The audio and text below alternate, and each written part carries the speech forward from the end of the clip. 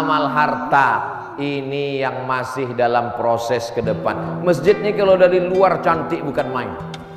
Dari mana Ustaz tahu? Kuliah tengok dari luar tadi, cantik sekali. Pas di dalam agak cantik. Nah, ini masih perlu amal harta.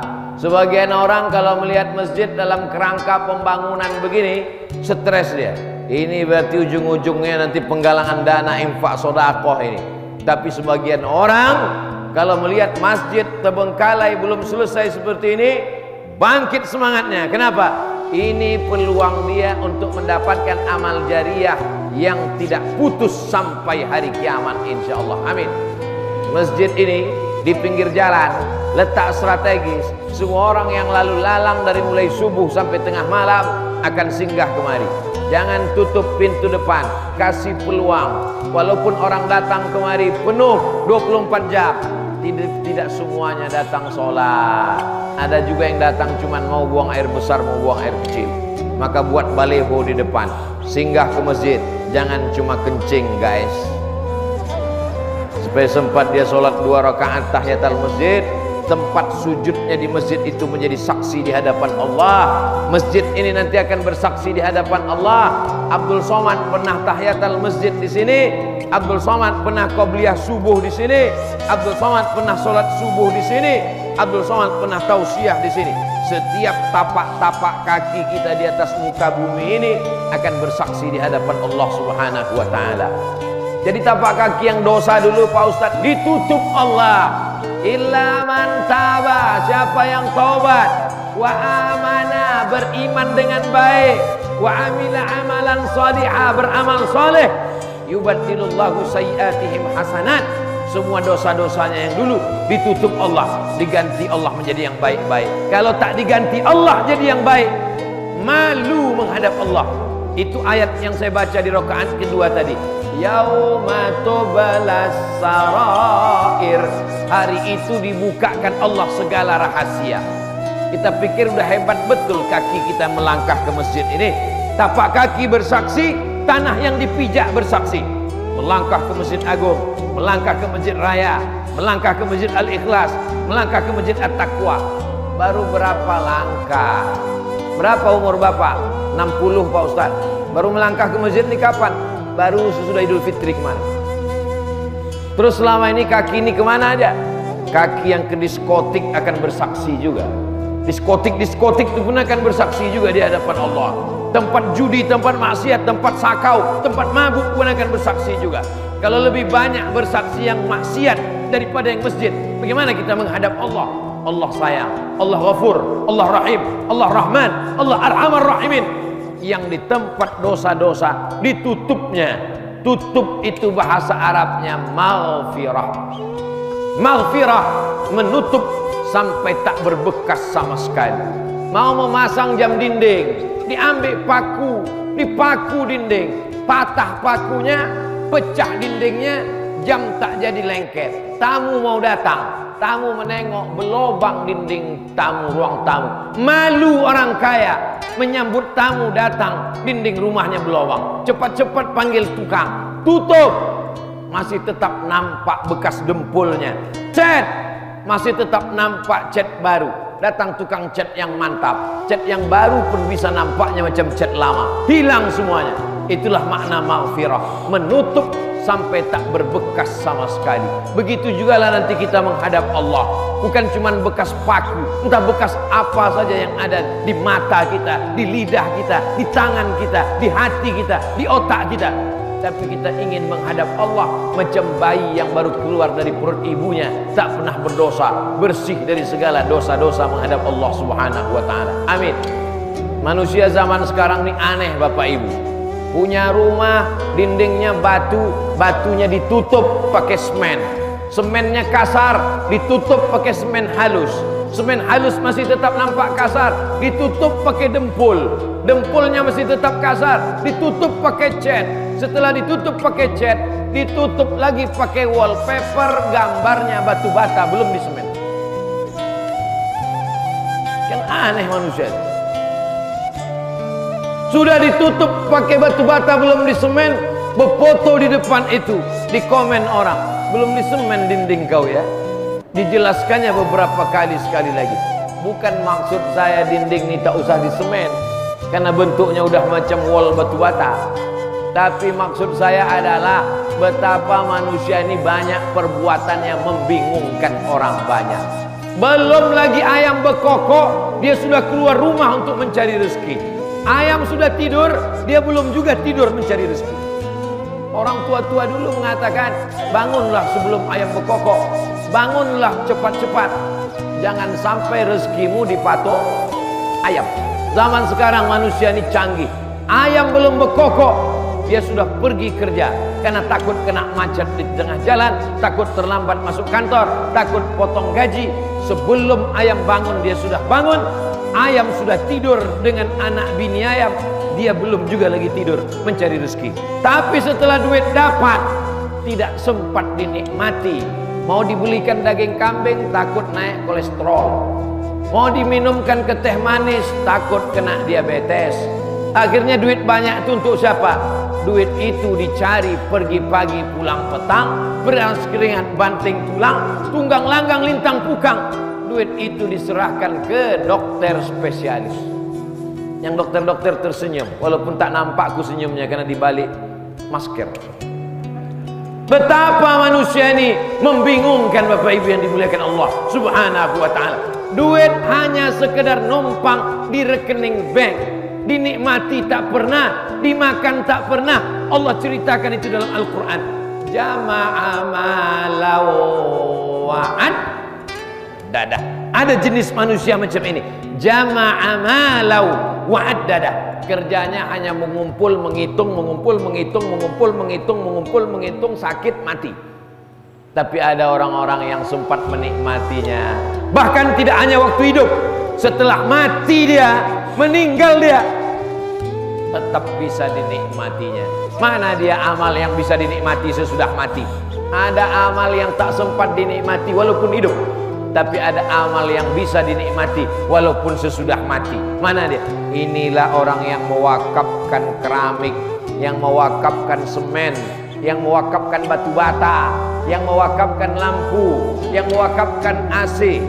Belum nampak lagi, tapi insya Allah akan ada yang mewakaf. Semua ini yang mewakafkan ini bisa dinikmatinya walaupun dia sudah mati menghadap Allah Subhanahu wa ta'ala. Yang sudah mewakafkan tanah masjid kita ini, meninggal dia menghadap Allah, sampai hari kiamat tak akan putus amal jariahnya. Bukan kata Abdul Somad yang menjamin itu Nabi Muhammad SAW. Nabi Muhammad pemimpin dari segala nabi. Banyak manusia, hanya sedikit yang jadi nabi. Banyak nabi, hanya sedikit yang dari rasul. Banyak rasul, hanya sedikit yang dari ulul azmi. Banyak ulul azmi, tapi cuma satu pemimpin para nabi, Sayyidina wa Maulana Muhammad sallallahu alaihi wasallam. Nabi masuk surga sebelum siapapun. Tak akan ada makhluk yang masuk surga sebelum Nabi Muhammad sallallahu alaihi wasallam. Tapi apa yang dilakukan Nabi? Waktu sampai ke Madinah, ada orang mau mewakafkan tanah, dibeli Nabi tanah itu dan diwakafkannya. Nabi mau mengajarkan, walaupun aku Nabi, walaupun aku pemimpin para Nabi, walaupun aku orang pertama masuk surga, Nabi ingin berwakaf. Manalah tanah wakaf Nabi itu Pak Ustadz? Tanah wakaf Nabi adalah tapak Masjid Nabawi. Tapak Masjid Nabawi itu mau diwakafkan orang, dibeli Nabi, diwakafkan Nabi. Dua-dua dapat. Yang berniat wakaf dapat wakaf, Nabi pun ingin berwakaf. Nabi ingin mengajarkan umatnya wakaf fisabilillah, mengalir pahalanya. Seorang Nabi, Sayyidul Anbiya wal Mursalin, dijamin masuk surga, masih tetap ingin berwakaf. Makanya jangan mati sebelum berwakaf. Yang sudah mati bisa kita wakaf, bisa. Bapak kita, ayah kita, emak kita meninggal dunia, mau wakaf untuk dia, bisa. Datang ke pengurus masjid, belikan 100 sak semen, wakafkan, niatkan untuk almarhum almarhumah. Sampai datang ke pengurus masjid, tanya berapa lagi meteran tanah yang perlu dibebaskan. Ada yang mau dibebaskan lagi Pak Ketua Masjid? Ada. Tapi masjid sudah selesai, untuk apa? Mesti ada MDA di samping, mesti ada TK Quran, mesti ada SD Quran, mesti ada SMP Quran. Tak cukup hanya ceramah supaya anak-anak hafal Quran. Setelah itu terserah dia mau jadi apa, mau jadi polisi, mau jadi tentara, mau jadi pengacara, mau jadi lawyer, mau jadi apapun. Dia sudah Al-Quran bersemayam dalam kepalanya. Pendidikannya di mana? Di masjid. Itulah yang membuat mengalir pahala. Saya yakin dan percaya selesai tausiah ini beramai-ramai jamaah akan datang menjumpai pengurus masjid, akan bertanya berapa sak semen lagi, berapa AC, berapa batu bata, berapa meter tanah, berapa Pak pengurus? Kau mau bantu? Anda mau tanya aja, kata Ustaz Somad, tanya-tanya. Saudara yang dimuliakan Allah Subhanahu wa taala, kau berikan tanah. Tanah itu lalu kemudian dibagi oleh ahli waris. Iya, kalau anak itu ingat kepada Allah. Kalau tidak, habislah dibagi-baginya. Kau belikan mobil yang mewah, STNK, BPKB, berganti nama ke kantor Samsat, tamat riwayat selesai. Akte notaris berganti nama, diperebutkan, tak lagi menjadi hanya sekedar kenangan belaka. Cukuplah melihat bagaimana cantik indahnya istana-istana kerajaan. Bangga menjadi orang Sumatera Utara. Ada kerajaan-kerajaan besar tapi hilang. Tapi di Sumatera Utara kita bangga, masih ada kerajaan. Berdiri Istana Maimun, tapi orang Medan bangga. Kenapa? Ada yang lebih besar daripada Istana Maimun. Apa yang lebih besar daripada Istana Maimun? Masjid Al-Masud. Istana Maimun ada, cantik, tegak berdiri, kebanggaan, peninggalan sultan. Ada yang lebih besar daripada istana. Mana dia? Masjid. Dari mana Ustaz tahu masjid itu lebih besar daripada istana? Kau bukalah mata lebar-lebar, kan nampak masjid itu lebih besar daripada istana. Untuk membuat istana cukup 300.000 sak semen, tapi untuk membangun masjid raya 1.000.000 sak semen. Wakaf sultan-sultan, karena mereka ingin mati mengalir pahalanya. Lebih 100 tahun, 1905, 1906, sama berdirinya dengan Universitas Kairo di Mesir. Bukan Al-Azhar. Al-Azhar lebih 1000 tahun. Al-Azhar lebih 1000 tahun. Tahun pendirian Masjid Al-Masud Medan sama dengan pendirian Universitas Kairo, 1905, 1906. Mudah mengingatnya. Tapi apa yang terjadi? 100 tahun yang membangun sudah meninggal dunia. Tukang-tukangnya, arsiteknya mati menghadap Allah. Sampai hari ini orang masih tetap sholat berjamaah, mengalir pahalanya. Jangan mati sebelum bangun masjid. Itu video saya terakhir ketika saya kemarin beberapa hari yang lalu pulang dari Wakatobi, singgah di Kendari, melihat masjid di tengah lautan yang dibuatkan reklamasi, bukan untuk hotel, bukan untuk kondominium, bukan untuk apartemen. Ditimbun itu laut dengan batu-batu, ditegakkan masjid terapung di atas. Ustaz, nanti kita jalan-jalan ke masjid terapung, kata jamaah. Oke, saya siap. Begitu sampai di tengah lautan nampak ini masjidnya Pak Ustaz. Saya tengok ke bawah, oh betiang juga, saya sangka terapung. Masjid menjadi kebanggaan. Kenapa demikian? Karena bangunan yang pertama di atas muka bumi Allah, masjid, Masjidil Haram. Apa yang pertama ya Rasulullah? Masjidil Haram. Setelah itu Masjid Nabawi. Maka setiap ulama-ulama, setiap sultan-sultan, setiap raja-raja selalu mengabadikan dirinya dengan membangun masjid. Datanglah seorang panglima perang bernama Amr bin As dari Madinah. Pergi dia menuju Afrika Utara, Mesir. Masjid pertama yang dibangun di luar kota Makkah Madinah adalah Masjid Amr bin As. Mudah-mudahan panjang umur, sehat badan, anak bapak ibu belajar di Al-Azhar Kairo sampai dia sholat ke Masjid Amr bin As, Kairo Mesir. Berdiri tegak, cantik, indah sampai hari ini. Masjid pertama di benua Afrika, masjid terbesar, masjid hebat, masjid canggih, masjid luar biasa. Maka ini semua kenapa? Mereka tidak cukup dengan gelar sahabat Nabi. Padahal Amr bin As radhiyallahu anhu diridhoi Allah. Dia tak cukup hanya sekedar itu, dia ingin membangun masjid. Sahabat Nabi membangun masjid, ulama-ulama membangun masjid, Nabi Muhammad membangun masjid, Nabi Adam membangun masjid. Masjid apa yang dibangun Nabi Adam? Masjid Masjidil Haram. Masjidil Haram kan dibangun Nabi Ibrahim, Pak Ustaz. Nabi Ibrahim merenovasi. Masjidil Haram, Ka'bah dibangun oleh malaikat.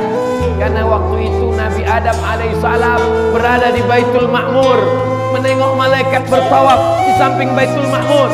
Dia ingin bawa pula seperti malaikat, dia rindu menengok malaikat yang tawaf di Baitul Ma'mur. Dibangunkan malaikatlah Ka'bah. Inna awwala baitin, bangunan pertama wudi'a linnas, yang dibangun di atas muka bumi Allah, Ka'bah dibangun oleh malaikat. Nabi Adam bertawaf, datang banjir bandang. Adam, Idris, Nuh, datang banjir bandang, hancur bangunannya. Lalu dibiarkan Allah sampai pada masa Nabi Ibrahim. Lalu Nabi Ibrahim mengajak anaknya Ismail. Wa idh yarfa'u Ibrahimul qawa'ida wa Ismail. Ingatlah ketika Nabi Ibrahim membangun kembali, menegakkan pondasi-pondasi bersama Nabi Ismail alaihissalam. Nabi Ibrahim merenovasi, membangun. Nabi Ismail juga dilanjutkan oleh Sayyidina wa Maulana Muhammad sallallahu alaihi wasallam. Silakan punya jabatan dipakai untuk membangun masjid rumah Allah.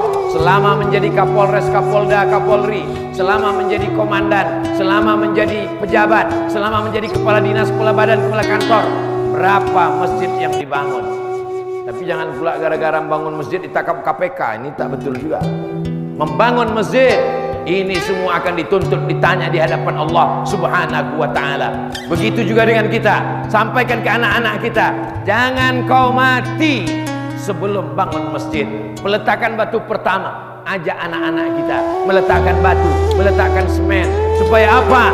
Dia punya ikatan emosional. Setelah dia dewasa, setelah dia remaja, setelah dia lajang, setelah dia gadis, setelah dewasa, ingat dia, dulu aku diajak ayahku meletakkan batu pertama.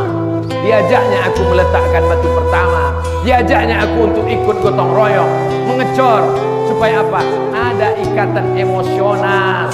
Kasih dia duit 500.000, kau 500.000, kau 500.000, kau 500.000. Terima kasih, banyak duit. Masukkan ke kotak masjid untuk 1 meter. Sehingga nanti setelah dia dewasa, dia ingat, di masjid itu aku pernah menyumbang 1 meter. Meleleh air matanya, mengingat, karena duit 500.000 itu sangat dia sayang. Dia mau ganti handphone baru, tapi tak jadi, karena kita paksa untuk beli tanah 1 meter. Ada ikatan emosional dia dengan masjid. Ada ikatan batin dia dengan masjid. Pendidikan ini, pendidikan yang kekal abadi sampai hari kiamat, insyaallah. Amin ya rabbal alamin. Sudah masuk jam 6. Memangnya jam 6 kenapa Pak Ustaz? Tak apa-apa, jam 6 saya berhenti ceramah. Inilah yang dapat disampaikan Abdul Somad pada kesempatan kali ini. Di mana-mana saya ceramah kalau tentang penggalangan dana untuk masjid, biasanya langsung disebarkan kotak-kotak, amplop-amplop untuk jamaah menyumbang. Rupanya di Medan tidak begitu cara orang Medan menyumbang. Dia langsung transfer banking. Langsung transfer banking, titip nomor rekening, tup. Begitu selesai transfer, barulah melelehkan air mata. Bapak haru Pak, Ibu haru Bu, mendengar ceramah Ustaz Somad tadi menangis. Bukan Pak Ustaz. Lalu kenapa menangis? Salah ketik. Terkirimku 1 juta Pak Ustaz. Niatnya 100.000. Terketik 1 juta. 1 juta itulah yang akan menolong di hadapan Allah Subhanahu wa ta'ala. Amin. Mudah-mudahan banyak yang salah ketik. Amin. Saudara yang dimuliakan Allah Subhanahu wa ta'ala, sudah aku sampaikan, ma'akal tafa abnaita, yang kau makan busuk, wa malabis tafa ablaita, yang kau pakai lapuk, wa matasaddaq tafa amdaita, yang kau sedekahkan, itulah yang akan kekal abadi untuk hari esok. Mari kita berinfak, berwakaf, bersedekah untuk masjid. Mudah-mudahan menjadi kekal abadi sampai hari kiamat. Lapang kubur kita, terang barzah kita, anak kita menjadi anak-anak yang soleh dan solehah. Sumatera Utara tetap menjadi baldatun thayyibatun rabbun ghafur. Ala hadhihi niyyah al-Fatihah. A'udzu billahi minasyaitonir rajim. Bismillahirrahmanirrahim. Alhamdulillahi rabbil alamin. Arrahmanir rahim.